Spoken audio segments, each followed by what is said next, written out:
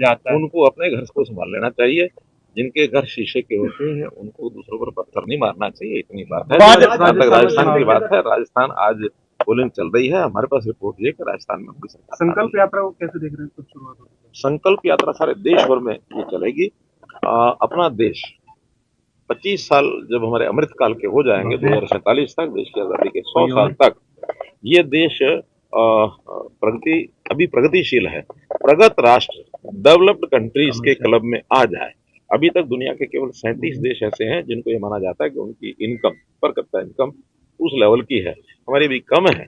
लेकिन प्रधानमंत्री जी ने कहा कि $5 ट्रिलियन क्लब में हम आएंगे और उसके बाद ये देश डेवलप्ड कंट्री बनेगा।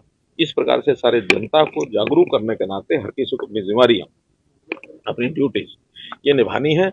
देश के साथ सब जुड़ के चले तो ये यात्रा हमारे यहाँ 30 नवंबर को हरियाणा में शुरू करेंगे और 26 जनवरी तक। शराब के ठेके बंद किए गए हैं, शराब के ठेके बंद किए गए हैं यमुनानगर में भी, करनाल में भी, क्योंकि मामला आया था बहुत बड़ा यमुनानगर के अंदर। देखिए, यमुनानगर के मामले पर हमने संज्ञान ले लिया और आपको पता है कि उनके सब वेंड सब उनका ठेका सारे बंद कर दिए गए हैं और उनके खिलाफ कार्रवाई की गई है। 2.5 करोड़ रुपए का जुर्माना लगाया गया।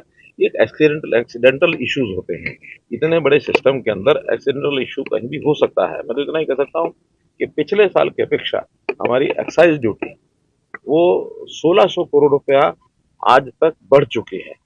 अर्थात हम चोरियां रोक रहे हैं, हम इन चीजों को बर्दाश्त नहीं कर रहे हैं और इतना बड़ा जंप इस बार आया है और आखिर 31 मार्च तक ये जंप और भी आगे बढ़ेगा। इसलिए उसमें किसी प्रकार की गुंजाइश गड़बड़ने की नहीं है। जहाँ तक आपने चंडीगढ़ के बारे में कहा, चंडीगढ़ में एक ऑल इंडिया कॉल उन्होंने दी है, उसका कोई हरियाणा से विशेष मतलब नहीं है। हरियाणा के विषय हम समय समय पर सारे उनके एक प्रकार से सॉल्व करते हैं, समय से पहले करते हैं।